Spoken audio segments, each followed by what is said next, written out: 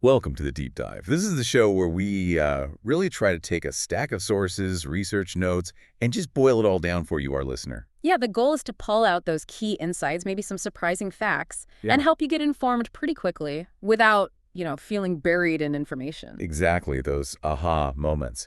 And today we're diving into something that looks simple on the surface, but it's actually, well, quite rich. It's a single Hebrew word. That's right. The word is sino, spelled Chetz. It's zo, and it most commonly translates to arrow. An arrow. You might think, okay, an arrow, what's there to talk about? How much can you really learn about that? Right. It seems so straightforward, but as we're going to see today, this one little Hebrew term, it just opens up this huge world of meaning. It's kind of a perfect example of how even tiny details in ancient languages can have incredible depth. So I guess the big question for this deep dive is really, how does one sort of single word hold so much, so many connections, so much information?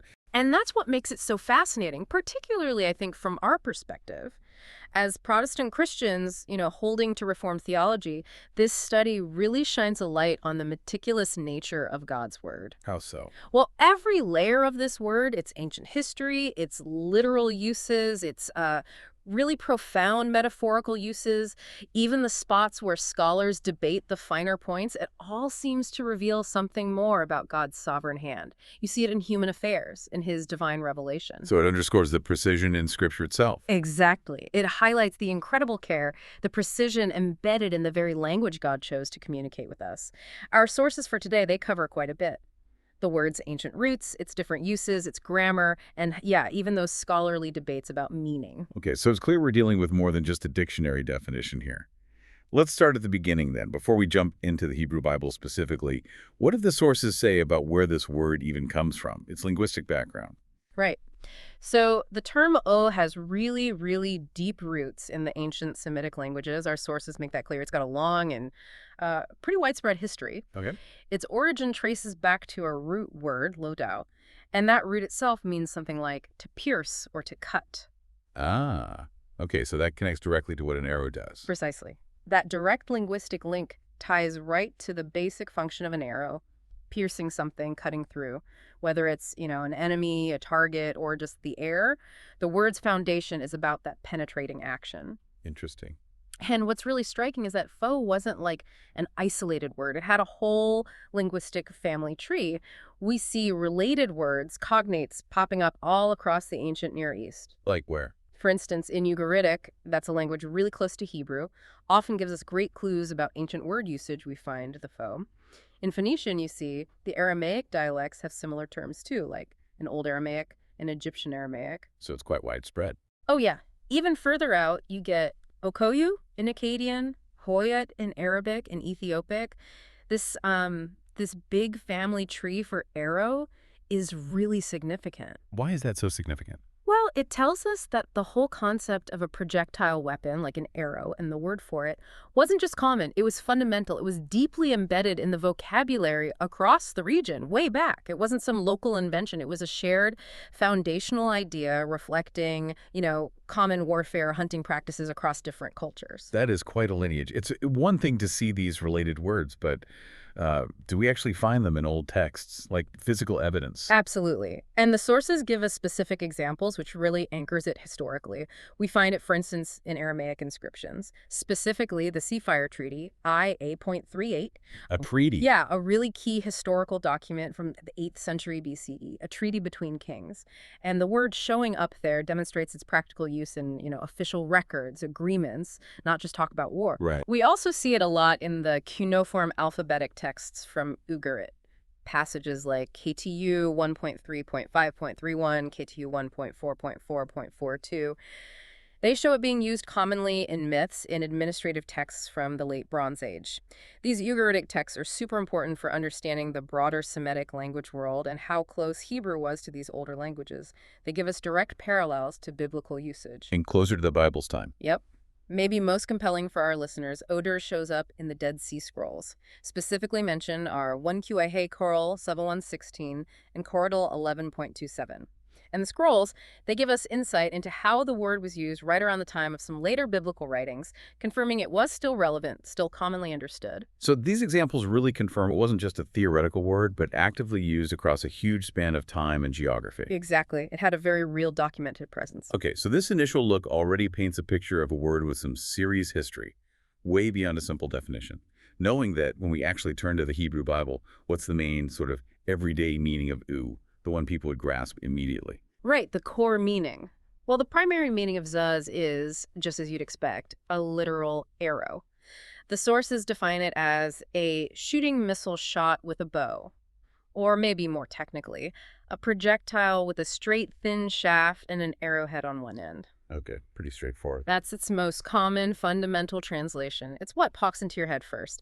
What's interesting, though, is that even when it's used literally, it often shows up in poetic and prophetic parts of the Bible. It's not just a boring word for a weapon. It often carries a certain weight, some imagery, even when it's talking about a physical thing. Could you give an example of that literal use? Sure. Think about 1 Samuel 20. That gripping story where Jonathan uses arrows to signal David about King Saul's intentions. Jonathan says, "I will shoot 3 arrows to the side." Later, he tells his servant boy, "Find the arrows." He's clearly talking about physical arrows, but they're part of this high-stakes communication plot. Right, the signal. Exactly. Or in 2 Kings 13.1, the prophet Elisha, very dramatically, tells King Joash to take bow and arrows, Jezreel. That sets up this symbolic act, using real weapons, to prophesy about defeating Aram. The literal arrows are central to the prophetic sign. And what about words often found alongside arrow? That usually tells you a lot about how something is used. It does, and unsurprisingly, the main partner for A is shoha, which means bow. You see them paired constantly, 2 Kings 13.45, Isaiah 7.24, Psalm 11.2, loads of places. It's the primary tool for launching it. Makes sense. Bow and arrow. Right. And then there are the verbs describing the action. Shalach means to send or to shoot an arrow. Yara also means to shoot, maybe focusing more on releasing it. Then there's kon in the polostem, meaning to prepare or to aim the arrow that points to the intention, the skill involved. Aiming. Precision. Yeah. And there's even kolal in the pulpal stem, meaning to make light or swift, which implies rapid firing, emphasizing the arrow's speed. And adjectives. What kind of arrows are described? Oh, some vivid ones. Shanun means sharp. Proverbs 25.18 uses this metaphorically for hurtful slander, like a sharp arrow. Shashut means slaughtered or piercing, used in Jeremiah 9.7, again, metaphorically for destructive words. And do, bor, means polished or selected, like in Isaiah 49.2. That suggests an arrow specially prepared, refined for its job, like a chosen instrument. So if the arrow is the weapon, who are the ones using them? How does the Bible talk about archers? Ah, good question. That brings us to this interesting multi-word term, do bo bornem. Baʿalê, what does that mean? Literally, it translates to something like lords of arrows or masters of arrows, but semantically, we understand it to mean archers or bowmen. Okay, so people skilled with arrows. Exactly. It denotes someone who shoots arrows really well, an expert with a bow and arrow. We see it specifically in Genesis 49.23. It's in Jacob's blessing for Joseph, describing those who attacked Joseph. The archers bitterly contended with him and shot at him. It highlights their skill and aggression against him. And does that phrase show up elsewhere? Interestingly, yes, it has parallels in Ugaritic and Phoenician. Sometimes it's even used as an attribute for the god Reshef. Reshef. Who was he? He was often seen as a god of plague and war, depicted wielding arrows, so this idea of the divine master of arrows existed more broadly in the ancient Near East, which really reinforces the powerful imagery tied to this weapon. So arrows are used by skilled archers, sometimes divine figures. What other literal contexts come up in the sources? You mentioned communication earlier. Right. So the sources detail a few key practical uses. First, the most common one, military and combat. Arrows were just a standard part of warfare. Isaiah 5.28 paints this picture of a fierce invading army. Their arrows are sharp, all their bows bent. Jeremiah 50 talks about archers attacking Babylon, their arrows like those of a skilled warrior that don't miss. So standard military gear. Pretty much. And it wasn't just handheld bows. 2 Chronicles 26.15 mentions King Uzziah developing engines, machines designed by skilled men to shoot arrows and large stones from the towers and corners of walls in Jerusalem. So arrows were part of more advanced military tech, too. Siege engines, essentially. Kind of, yeah. And then secondly, that communication angle we touched on. The story of Jonathan signaling David in 1 Samuel 20 is the classic example. All right, tell us more about that signal. Jonathan set up this prearranged sign. He'd shoot arrows. If he told his servant boy, look, the arrows are beyond you, that was the code for danger David needed to run. But if he said, look, the arrows are this side of you, it meant David was safe, Saul's anger had passed. Wow, that's quite ingenious. It really is. It shows how a simple object could become this sophisticated secret communication tool when talking openly was too dangerous. Speaks volumes about their resourcefulness, doesn't it? It does. Any other points on the literal arrow? Just maybe a quick note for those familiar with the Septuagint, the Greek translation of the Hebrew Bible. The word od is usually translated there by two Greek words, balos and toxuma. Both basically mean arrow or missile. That consistency across translations just underlines the core shared understanding of the physical object. Okay, so we've got a good handle on the literal arrow, its history, its use. But you mentioned this phrase earlier, Yahweh's arrows. That sounds like it's taking us somewhere else entirely. It's not just about human archery anymore, is it? Not at all. This is where it really steps beyond the literal and into, well, profound theological territory. And this is a key area for Reformed thinking, I believe. When the Bible talks about Yahweh's arrows, it's using metaphorically.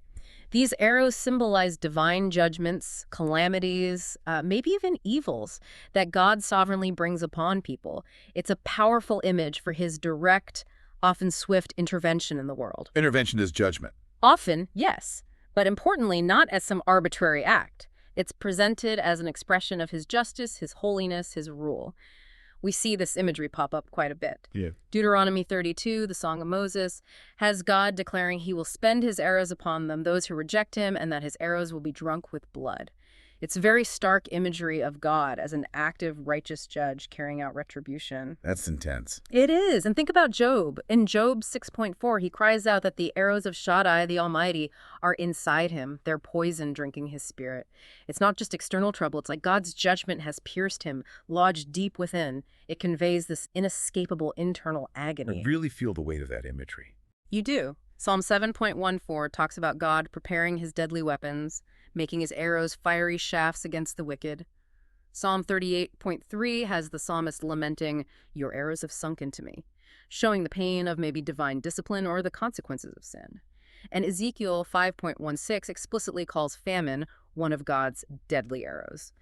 It clearly frames a natural disaster as a severe divine assessment, a judgment sent by God. So this imagery consistently shows God as active, not passive. Precisely. He's presented as a sovereign agent, deeply involved, intervening to uphold his justice and his purposes, not just watching from afar.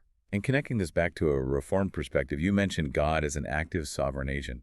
How does this arrow imagery deepen our understanding of his justice and rule? Well, it powerfully portrays God's swift, sometimes destructive capacity and his absolute control over everything, natural forces, human situations.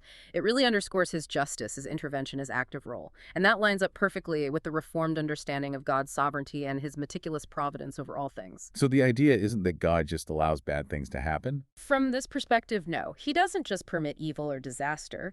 He ordains and uses these things, his arrows, to accomplish his righteous purposes.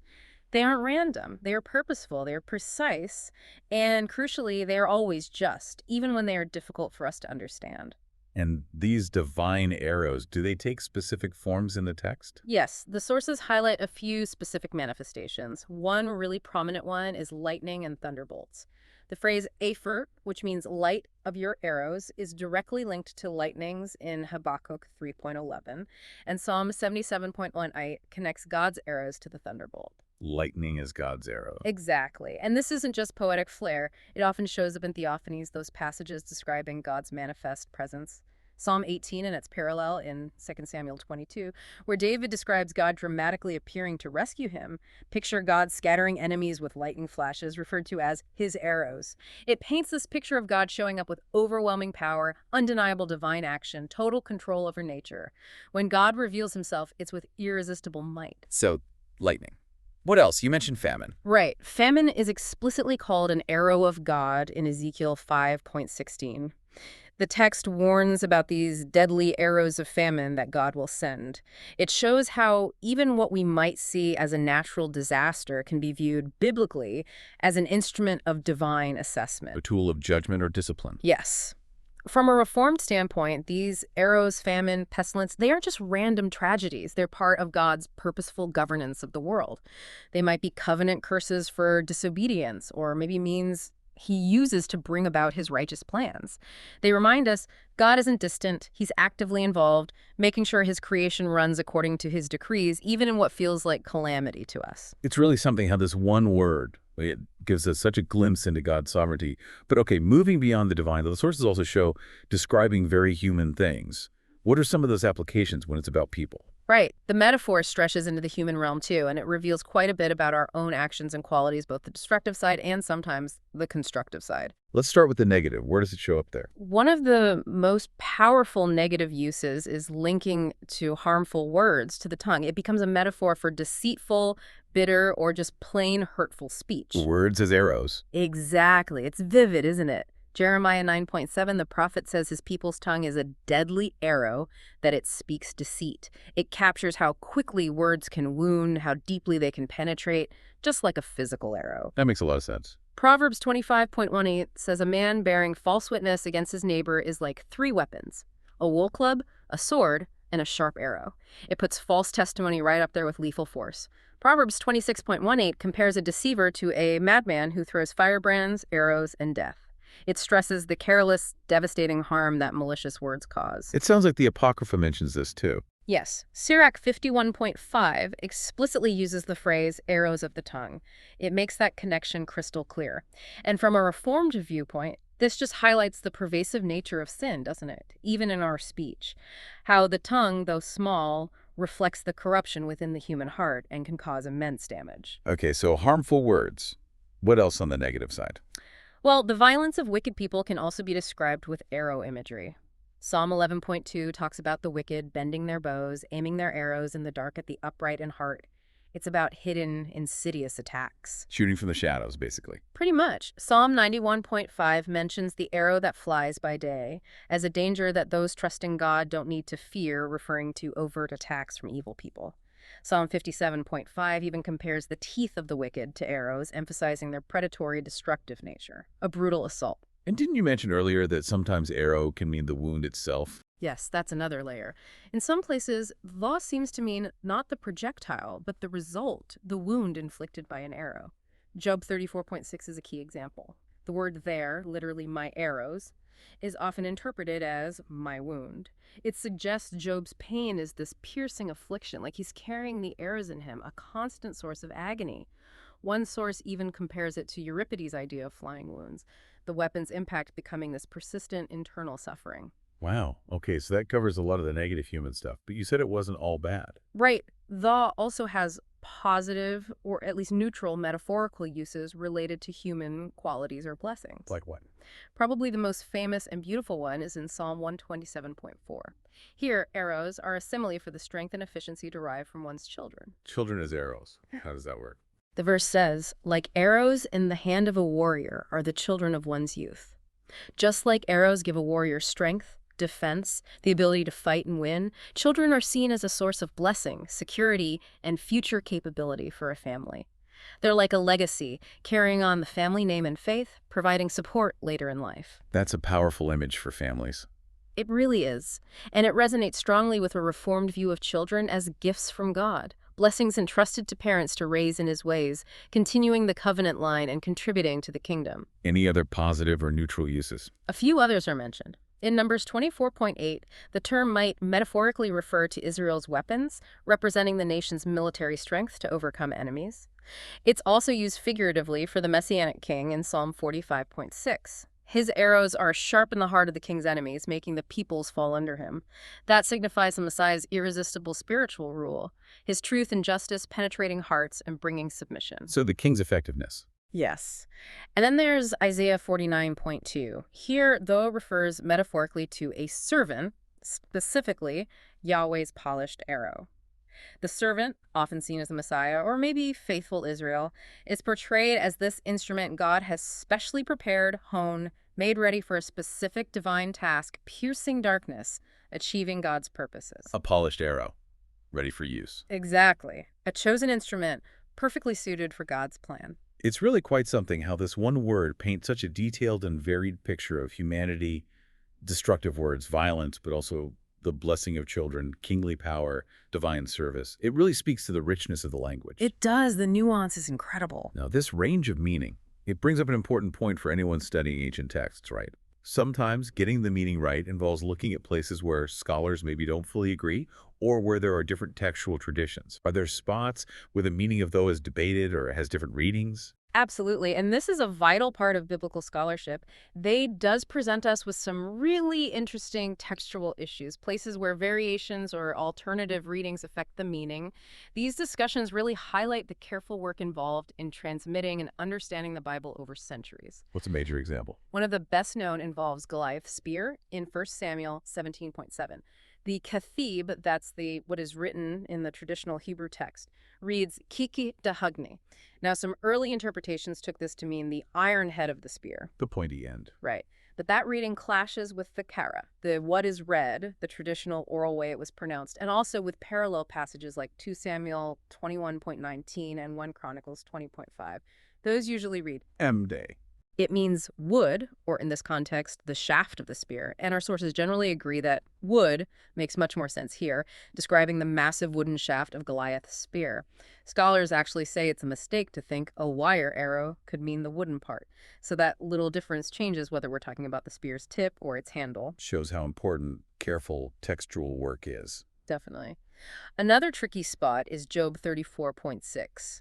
We mentioned earlier that "my arrows" is often taken to mean "my wound" in that context, describing Job's suffering. Right. But the sources also float an alternative idea for that verse. Based on cognates in Ugaritic and Arabic, that can mean fate or good luck, or maybe misfortune in this case. Some scholars suggest translating "era" in Job 74.6 as "my fate" or "my misfortune." Fate instead of wound. Yeah. It's a less common reading for this specific verse, but it shows how scholars look at related languages to uncover possible older meanings or nuances in Hebrew, even if an interpretation doesn't become standard.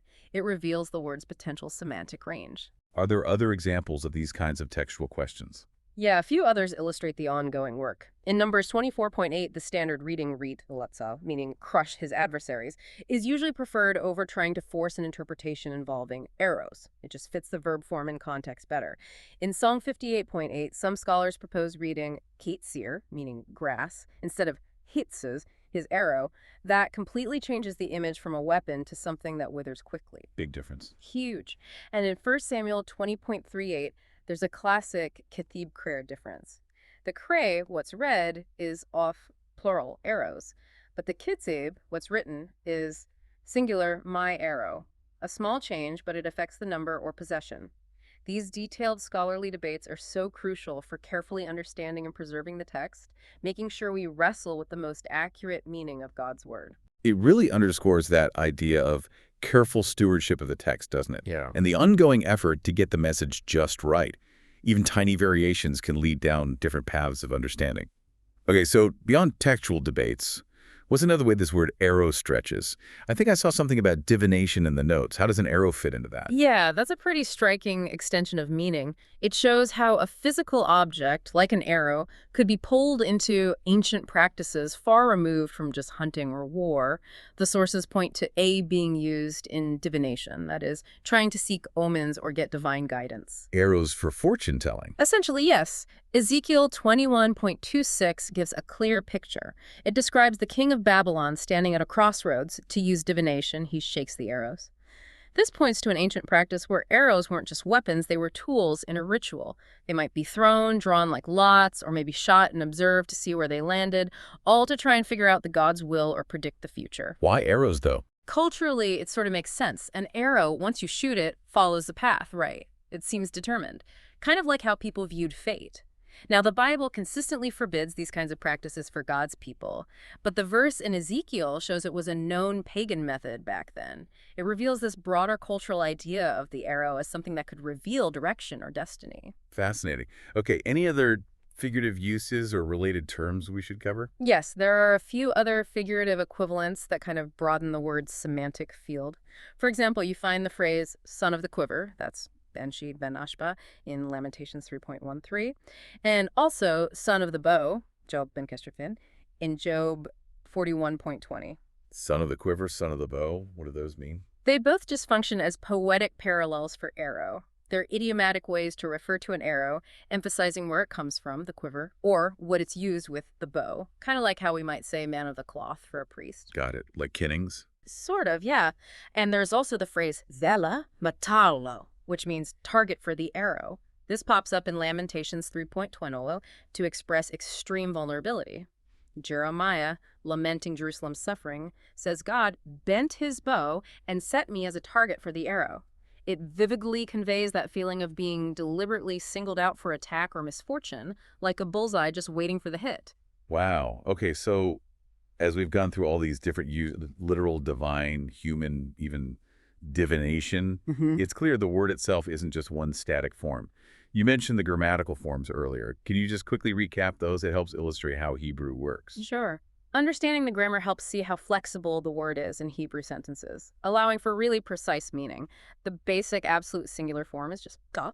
The absolute plural, just meaning arrows, is ga. When it's in the construct plural, that form often used for other relationships, like arrows of God, it becomes to. Right, the construct form. And then you add suffixes for possession. The I is my arrow.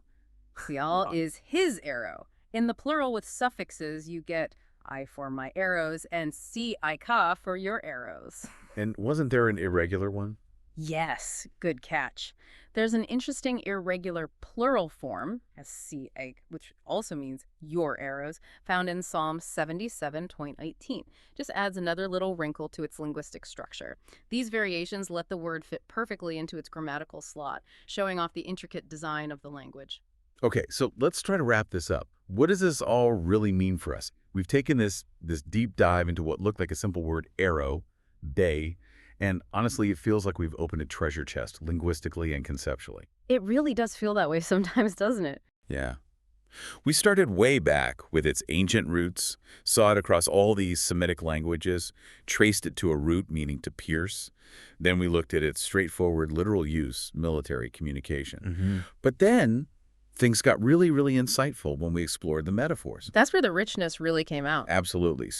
Describe God's actions, lightning, famine revealing his active sovereignty, and then how it paints human behavior, those destructive arrows of the tongue, the violence of the wicked, but also turning around to symbolize the blessing of children, the strength of family. And the Messianic king, the servant, as a polished arrow. Right.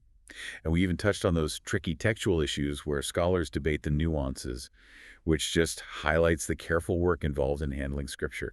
And finally, its use in divination, which was kind of unexpected. So tying it all together, especially thinking from our Reform perspective, what this incredible linguistic precision speaks to is the meticulous nature of God's communication, the sheer depth of truth packed into his written word. How so? The fact that one single Hebrew word, thoa, can carry this huge range of meaning, literal weapon, divine judgment, human evil, familial blessing, it shows how carefully constructed biblical thought really is. Even a seemingly tiny detail, one word, can open up these massive theological vistas. It gives us more insight into God's character, how he interacts with his creation. The detail in the language reflects the comprehensive nature of his revelation. Every word feels chosen with purpose. It definitely makes you pause and consider how closely God's communication mirrors his own attributes, meticulous, purposeful, even in the fine print of ancient words.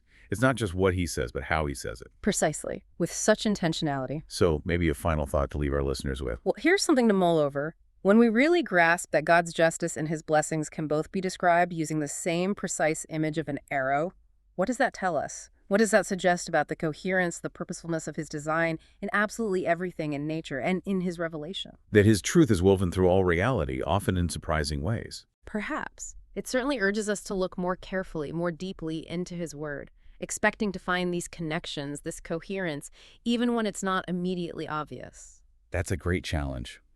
We really hope this deep dive has given you, our listener, a much richer appreciation for this remarkable word, day. Thank you so much for joining us on the deep dive. And we definitely encourage you to continue your own deep dives into the incredible richness of Scripture. There's always more to discover.